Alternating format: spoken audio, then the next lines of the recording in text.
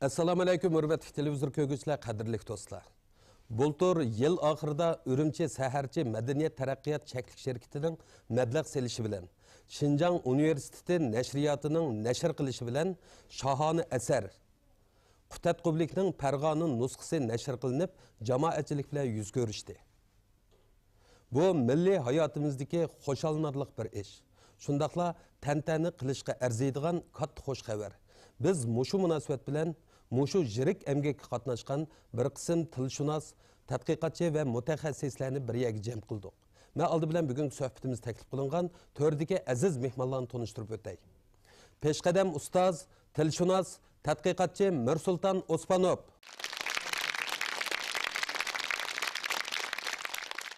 Xinjiang Universiteti Filologiya institutining sobiq mudiri professor Arslan Abdulla Tahur. Millatlar nashriyotining kandidat oliy muharriri Obliz Urxun.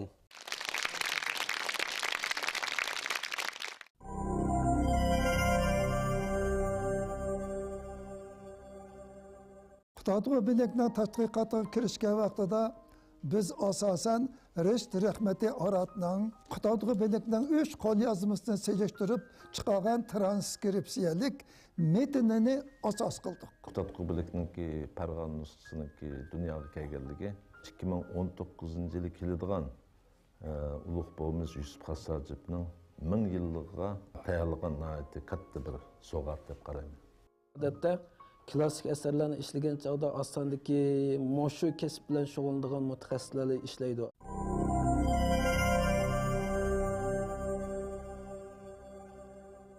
Endi Mirsultonga salomatligingizning yaxshi bo'lmayotganligiga qaramay, mush kitobni ishlashga qatnashibsiz. Demak, mushu qandoq bir aqidaning mahsuli deb qarashga bo'ldi. Va bu xizmatni tamomlashimda mandaq bir narsa bor. Qutadg'u bilakning tadqiqotida bizda texi o'ttirg'i qo'yilmagan ba'zi masalalar bor edi. Endi mushu masalalardan men o'zim tanlab mushu bir qismini oldim. 80-yillardan bu yonga biz Qutadg'u bilakning tadqiqotiga kirishdik. Qutadg'u bilakning tadqiqotiga kirishgan vaqtida biz asosan Risht Rahmati Aratning Qutadg'u bilakning 3 qo'lyozmasini selishtirib chiqargan transkripsiyalik metnini asos qildik.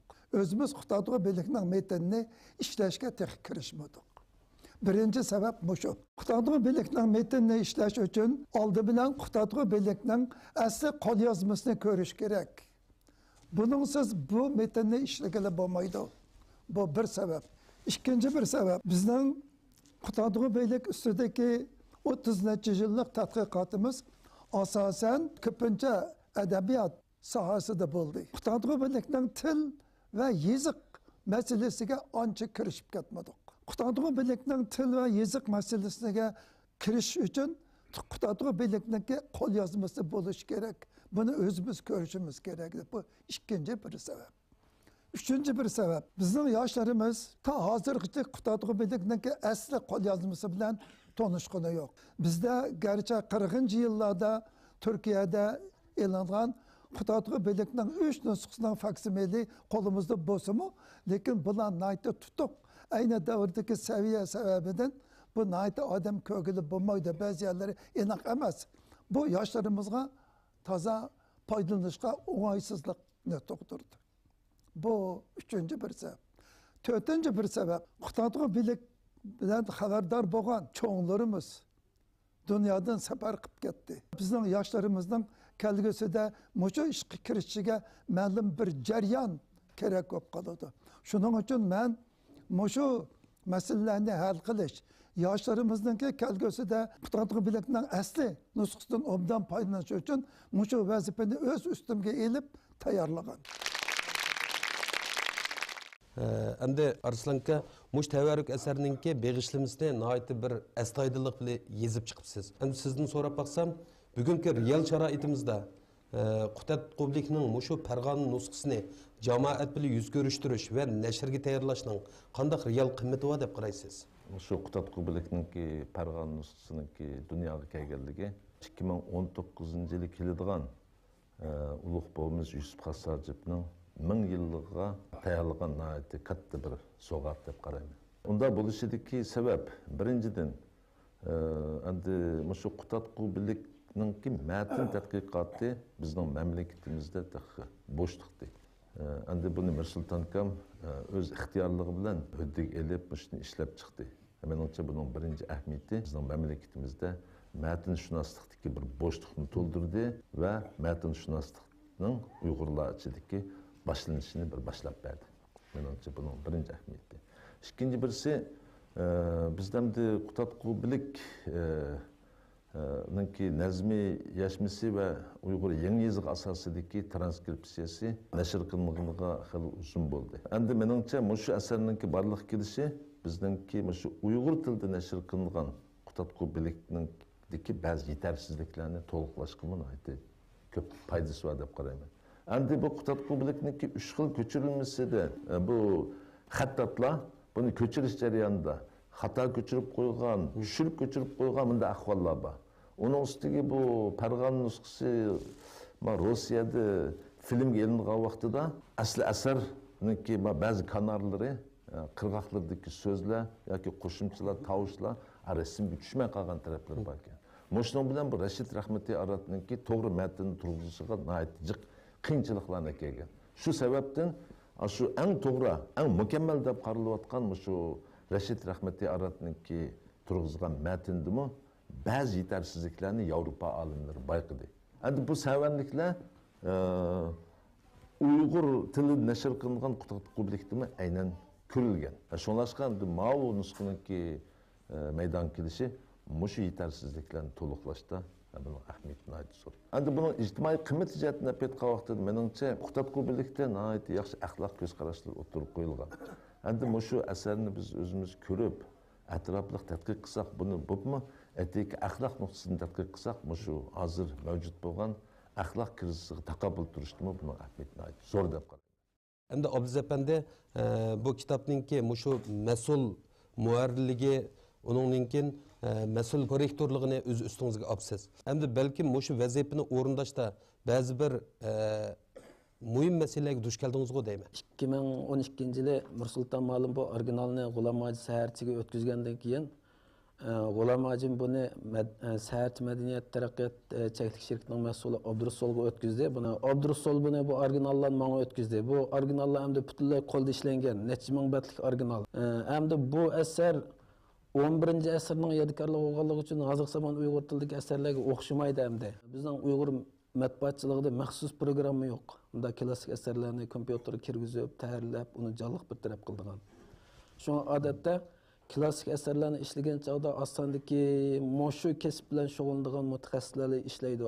Shunga hamda bizmi shuni qolgan qo'limizdan keladigan ishni qilaylik deb shuni buni oldik, keyin kompyuterga kirgizishni boshladik. Boshlagan chog'da Qutatqu Bilikning tili Chog'tay tilidagi asarlarning imlosi bilan cho'rt o'xshamaydi. Qadimgi Uyg'ur yozigidan arab yozigiga ko'chish bilan teng ikki yoziqni teng qo'llanayotgan davrning mahsuli bo'lg'achqa birisi imlosida og'ir turoqsizlik bor. Keyin yana birisi bu kompyuterda tizish odatda bir ish bo'lgan bilan bizning Uyg'urcha kunlik taqtisida faqat arab faris tillariga xos so'zlarda ishlatiladigan 9 harf bor.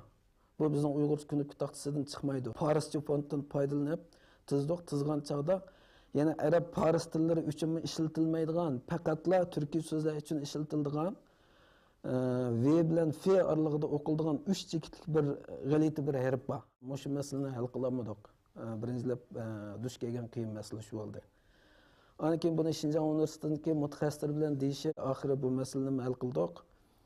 Endi hal qilgandan keyin bu texnikalik masalalar. Endi ikkinchi masala bu hozir zamon Uyg'ur tilidagi kitoblarni kompyuterga kirgizib, tayyorlik qilgan chog'da uning imlosini o'zimiz bilganligimiz uchun bir o'qib olibla, imlosini jonliq bir taraf qilamiz. Lekin buning kelganda undaq qilishga bo'lmadi. Uning ustida ba'zida mat bor, ba'zida mat yo'q. Bir so'zning imlosi 4-5 xil bo'lsa-mu, shu ayni qo'l yozmaning alohidligi mutlaq rioya qilgan asosda bir taraf qildik. Endi sen mas'ul muharrirlik nuqtasidan nima qilding degan chog'da, endi mas'ul muharrir bo'lgan odam eng oldi bilan shu asarni tushunib tayyorlaydigan salohiyatni ega qilish kerak.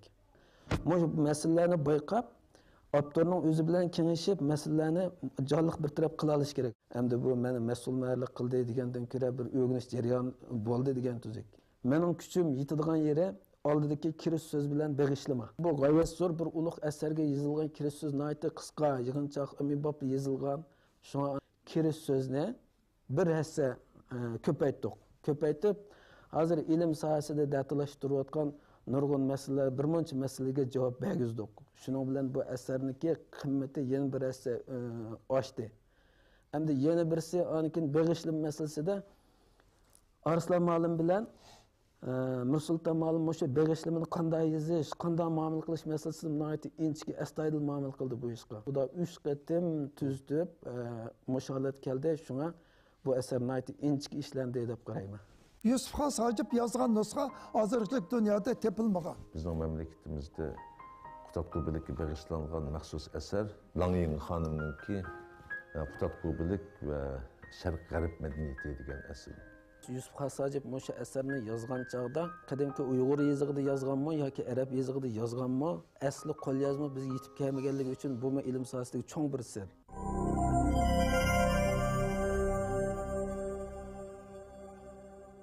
Endi Nursulton aka shunda zo'r hajmdagi bir qomus xarakterlik musha asarninki ishlanish uchun jafo tortdingiz. Endi demak mushuninki matnni bekitishda qandoq o'lcham va prinsiplarga amal qildik deb qaraysiz? Qutatqubilikninki hozirgacha bizga ma'lum bo'lgan 3 nusxa bor. Birisi Farg'ona nusxasi. Bu arab harflari asosidagi Uyg'ur yozig'ida yozilgan. Yani birisi Qohira nusxasi. Bu Qohirada saqlanayotdi. Bu arab yozig'i asosida yozilgan.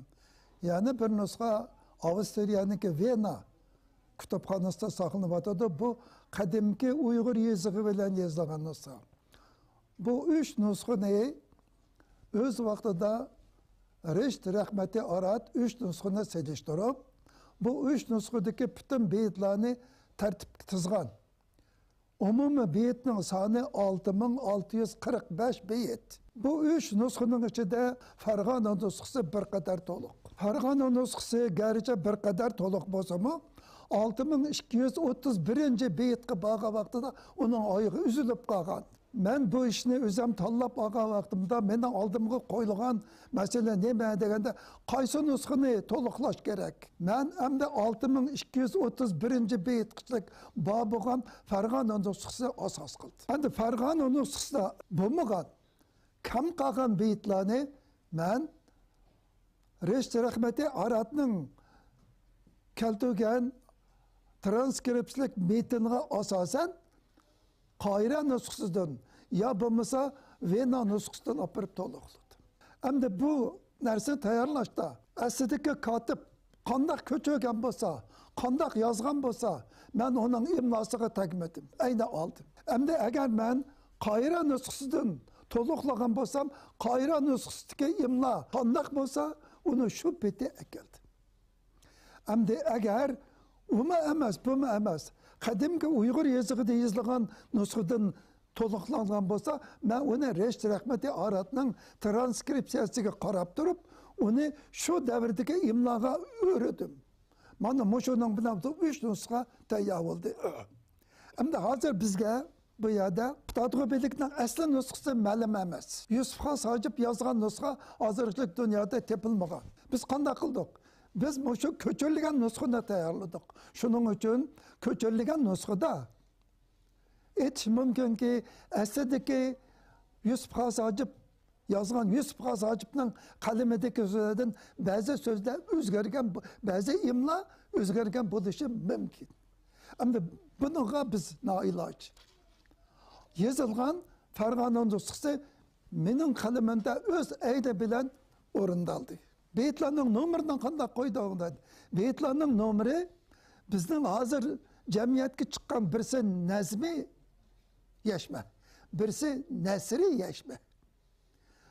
Nazmi yashma bilan nasri yashmaninki beytlarning nomeri o'xshash. Men shu nomerni o'xshash qo'ydim. Sabab nima desa, bizning kelgusidagi bu yoshlarimiz tadqiq qilib qolsa, beytlar olmashib ketmasin deb nomerni o'xshash qo'ydi. Endi Arslanka, endi elimizde Qutatqubilik haqidagi mush tonishtirish, uningkin tadqiqot, umumlashtirish qatorliq emgaklar izchil ishlanib kelyapti. Mush haqdagi qarashlaringiz qanday?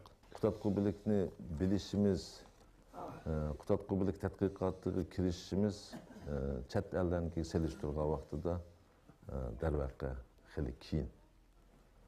Agar biz shu Radlovninki bino va Qayra nusxasini selishtirish orqali turg'izgan matni va uningki german tilidagi nashrini asos qilsak, ya'ni bu 1901-yildan 1910-yilgacha Allohdan nashr qilingan.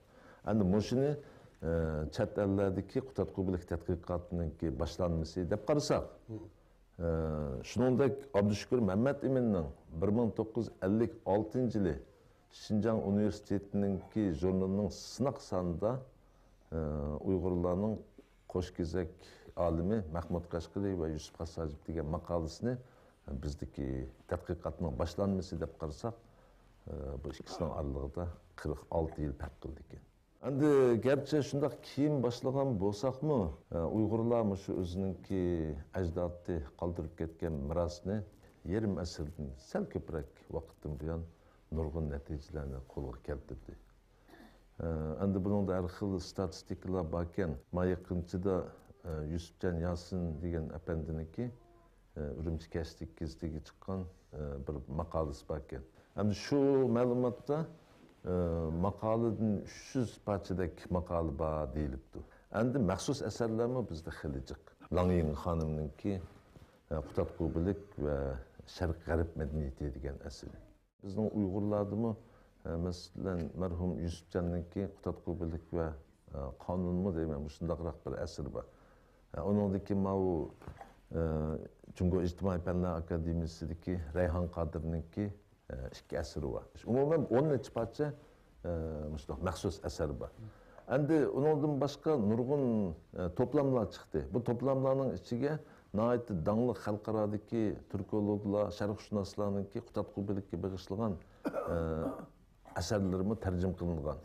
Umuman endi bizda bo'pmi shu Qutatqubilikninki Uyg'urcha nashri 1984-yili, uning faksimili 85, undan keyin Xanzo tilidagi tarjimasi bu nashr qilingandan keyin Qutatqubilikninki tadqiqoti texmi keng doirada, texmi cho'nqur davomlashdi. Endi meningcha bu Qutatqubilik tadqiqotida ishlaydigan ishlarmi xili bor. Tegishli nurg'un odamlar bor. Shuni unutib qolibman. Shu Ahmad Ziyoyi deymiz, Abdurahim O'tkir deymiz, Abdushukur Mamad Emin deymiz, onundan keyin Abdushukur Turdi, onundan keyin mana Mirsulton kam yerimizda o'tiribdi.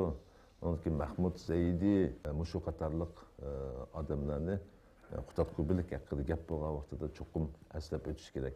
Endi Abduz Efendi, sizdan so'rab baksam, shu Qutatqubilikning 3 nusxasi kasbiy sohadagi kishilarga, ilm dunyosidagi kishilarga tanishlik qilgan bilan endi avomga nisbatan notanish. Shu 3 nusxa haqida bir to'xtalib o'tamsiz. Yusuf Hassajib shu asarni yozgan chog'da qadimki Uyg'ur yozig'ida yozganmi yoki arab yozig'ida yozganmi, asli qo'lyozma bizga yetib kelmaganligi uchun bu ilm sohasidagi cho'ng bir sir. Hozir hamda ilm dunyosiga qayta ma'lum bo'lish yil tartibi bo'yicha sanab kelsak, bu 3 xil qo'lyozmadan eng dastlabda ilm dunyosiga ma'lum bo'lgani Vina nusxasi. Buni 1939-yili Afg'onistonning Herat shahrida Hasan Qarasoyil Shams degan kishi ko'chirib ekan. Hamda bu asar 1796-yili Avstriyalik sharqshunos Hamir Purgistal degan odam shu Istanbulda diplomatik xizmat qilib etib, shu yerda qo'lyozma ko'chini setib olgan, setilib Avstriya Vina davlat kutubxonaga o'tkazgan. Ham bu qo'lyozma qadimki Uyg'ur yozig'ida ko'chirilgan, Heratga ko'chirilganligi uchun Herat nusxasi deb atildi, Vina nusxasi deb atildi. Hamda ilm dunyosiga ikkinchi qatim ma'lum bo'lgan nusxa Qayra nusxasi. Bu 1896-yili shu Misr Hidiv podshohlik xalqi kutubxonadagi xodimi nemis olim ekan. Shu kishi tunji qatim bayqab, buni muqovlab, shu ilm dunyosiga ma'lum qilgan shu kishi ekan. Bu Misrda saqlanganligi uchun Qayra nusxasi deb ataldi. Bu arab yozuviga ko'chirilgan. Endi eng oxirgi qatim ilm dunyosiga ma'lum bo'lgan qo'lyozma 3-chi qo'lyozma Farg'on nusxasi 1910-yili ataqlı Türkolog, şərhshunos Zaki Validi Toğan şu O'rta Osiyoga ilmiy tekshirishga kelgan chaqda bir shaxsiy kitob burishning kitobxonasida bayqab qolgan. Haji İşan Muhammed Lalerish degan kishining kitobxonasidan. Buningga qattiq qiziqib setilishga intilgan bo'lsam, lekin setib ololmagan. Shuni qaytib berib Shura jurnalida bu haqda ma'lumot bergan. Shu ma'lumot bo'yicha 1924-yili O'zbek olimi Fitrat shu kishining qo'lidan setilib, anikin bir mezgildan keyin o'zi tadqiq qilib ba'zi uchurlarni bergan ekan, O'zbekiston davlatlik kutubxonaga taqdim qilgan. Uyg'urlar orasida tunji qatim shu Qutadg'ubilik haqida uchur ma'lumot bilgan kishi Nazarxo'ja Abdusamat Uyg'ur bolasi. Endi ikkinchi qatim 1915-yili Tatar sayyohi Nushirvan Yoshib shu janubga qilgan safarda Abduqodir Damullan bilan shu koni kitoblar haqida suhbatlashib o'tib, Abduqodir Damullamdan bunda so'z anglaydi ekan. Bizde o'z zamonasida shu arab faris tillaridan xoli sap Uyg'ur tilida yozilgan Qutadg'ubilik deb bir asar bor-da. Buni bir necha yillar ilgari chet ellik ekspeditsiyachilar bizning bu yerni setilib chiqib ketdi deb menda uchur bergan. Bu uch xil qo'lyozma haqida Uyg'urlarning bilishi, xalqlarning bilishi mumkinlik. Qutadg'ubilikdagi makan Ballasaqun va Qashqar. Menimki nazarimda Nursulton aka memleketimiz tavasida Uyg'urlar ichidan chiqqan yetuk bir tilshunos.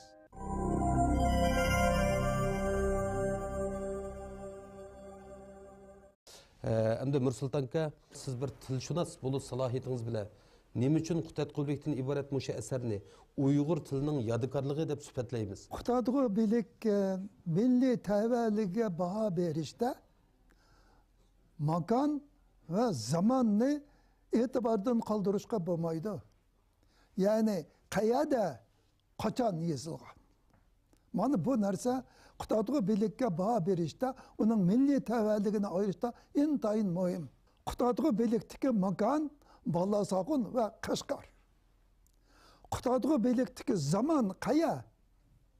Zaman Bug'ra xonlarning zamoni 11-asr. Musha masala hal bo'lgandan keyin ayni davrdagi, ya'ni 11-asrdagi butun turkiy tilli xalqlarning yoki uluslarning joylashish ahvoli, madaniyat ahvoli qanday? Bu narsalarni e'tiborga olish kerak. Bunday bir odamning jamoatni o'tirsiga chiqishi uchun shunday bir sharoit bo'lishi kerak. Bu vaqtdagi jo'g'rafiyaviy muhitga hozirgi jo'g'rafiya muhit bilan qarag'ili bo'lmaydi. Mana bu narsalar Qutadg'ubilikka baho berishda eng avval lozim bo'lgan muhim qarash. Endi Qutadg'ubilikning til alohidligi. Qutadg'ubilik yillik til. Ya'ni so'zning beshida yi keladi. Yil, jil emas. Yo'l, jo'l emas. Yig, ji emas. Ikkinchi bir alohidlik.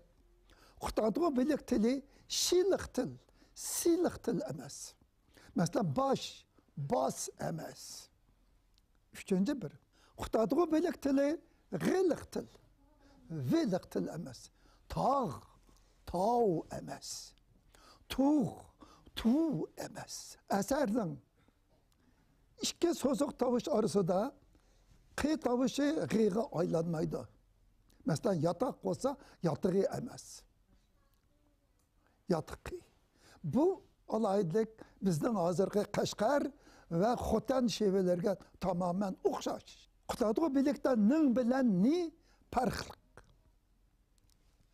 Hamda bu yerda bu kasbiy so'z ismlarning egilik kelishi ning, ismlarning tushum kelishi ni. Mana shu alohidliklar bilan Qutadg'ubilik tili g'arbiy turkiy tillardan nihoyatda iliqli farqlanib turadi. Hamda bir narsa Qutadg'ubilik tili g'uchi, qilg'uchi, aytg'uchi, borg'uchi degandek. Xildochi, aytdochi emas. Xildochi, aytdochilar Qutadg'ubilikda bor bo'lsa-mu, lekin uning ko'rilish chastotasi intayin oz. Yana bir nuqta. Fe'llarning kelgusi zamoni borur, kelur, qolur, o'xshash. Bu ahvol divan lug'at turkida Mahmud Qashqari bizga tanishtirgan ayni davrdagi Uyg'ur tili bilan o'xshash. Shu davrda, ya'ni 11-asrda Itiqut xonligi tavasida maydonga chiqqan Oltin Yaroq, Maytri Semit va shuningdek o'zi Shanjongning umr tarixi o'xshagan muhim asarlarning tili bilan o'xshash. Bu o'xshash bo'lgandan keyin andaqsi bu til nima til bo'ladi? Bu tilmi o'xshash Uyg'ur tili. Faqat bu ikki tilning o'rtasidagi farq nada desa, u yoqda islom dini asosidagi so'zlar chaqroq. Bu yoqda Budda dini asosidagi so'zlar chaqroq. Qutadg'u belikdanki nasriy kirish qismida mundaq bir so'z bor. Kitobni taslib qilig'li, balasog'un mavludliq parhez izisi turur. Ammo bu kitobni Koshg'ar elida tugal qilib, Mashriq maliki Tavg'osh Bug'roxon ustiga kigirmish. Yozg'uchi balasog'unda tug'ilgan. Kitobni nada tamom qilgan? Qashqarda tamom qilgan. Qutadg'u belikdanki kirish nazmi qismida bu Bug'roxon vaqti ichira ani yama xon tilincha bu aymış muni. Xon tili nima til? Mahmud Qashqari ko'rsatgan Xoqoniyat tili. Shuning uchun biz yuqorqi amaliy faktlar va umumiy qarash bo'yicha Qutadg'u belikning tili ayni davrdagi Uyg'ur tili deb ataymiz. Endi Arslanka, endi mo'shiningga bizning ustozimiz Mirsulton Osmanov apandi qatnashibdi, nurg'u emgak qilibdi. Mirsulton Osmanov apandininki shu tilshunoslik shundaqla qadimgi yodgorliklar tadqiqotidagi to'ps haqida bir ikki kalima tushuncha berib o'tsangiz. Meningki nazarimda Mirsulton aka mamlakatimiz tavasida Uyg'urlar ichidan chiqqan yetuk bir tilshunos. Oldi bilan Mirsulton aka shu Uyg'ur tili dialektlarninki chek-chegarasini ayirishda eng asosli rol o'ynagan adam. Uyg'urlar ichida tunji bo'lib, Uyg'ur tilininki markaziy dialekt, Lopnor dialekti va Xotan dialektininki chek-chegarasini aniq ayirib bergan. Ikkinchi bir to'pisi shu Lopnor dialekti haqida chet ellik olimlar o'xshamaydigan ko'z qarashlar bo'lgan. Bu Lopnorliklar Moğollarninki avlodi, Qirg'izlarning avlodi degandek ko'z qarashlar bor. Shu ko'z qarashlar bu odamlar ilmiy yo'sinda radiya berib, Lopnor dialektininki tavallik masalasini hal qilganda. Uchinchisi, nurg'un chet ellik olimlar, masalan, Bernishdam vakilligidagi bu Uyg'ur tilida uzun so'ziq tovush bor degan bir ko'z qarashni o'ttirib qo'ygan. Bu odam endi shu qadimgi yaqinqi zaman Uyg'ur tillarini tafsiliy tadqiq qilish orqali bu ko'z qarashga ilmiy yo'sinda radiya bergan. Ondan keyin yana bir muhim masala bor. Bizningki shu hozirgi zaman Uyg'ur adabiy tilininki normalarininki bekitilishi va Uyg'ur tili imlo talaffuz qoidalarininki bekitilishi Mirsulton akaninki to'pisi intayin zo'r. Ondan boshqa shu divanligi turkni nashrga tayyorlashdimi Mirsulton akam endi boshib ishlagan. Ondan keyin yana birisi eng muhimi shu qadimgi asarlarni ratlash, nashr qilish ishlarida bu odamning to'pisi texmi zo'r. Biz bugun suhbat ustulimizdan o'rin olgan tilshunos Mirsulton Osmanov, Arslan Abdulla Tahur, shundaqla Obliz Urxun apandilar bilan nihoyat ko'ngilli paranglashdik. Shohona asar Qutadg'u belikning Farg'ona nusxasining yorug'liq chiqishi va jamoatchilik bilan yuz ko'rishishi bizning ilm dunyosidagi bizni suyundiradigan katta xush xabar. Biz bu tadqiqotning texnik cho'nqurishi, shundaqla muayyan bosqichda yangi bayqash va yangi natijalar bilan bezilishni chin qalbimizdan umid qilamiz. Bugungi suhbatimiz mushada oxirlashdi. Kelar hafta ko'rishaylik, xayr xo'sh.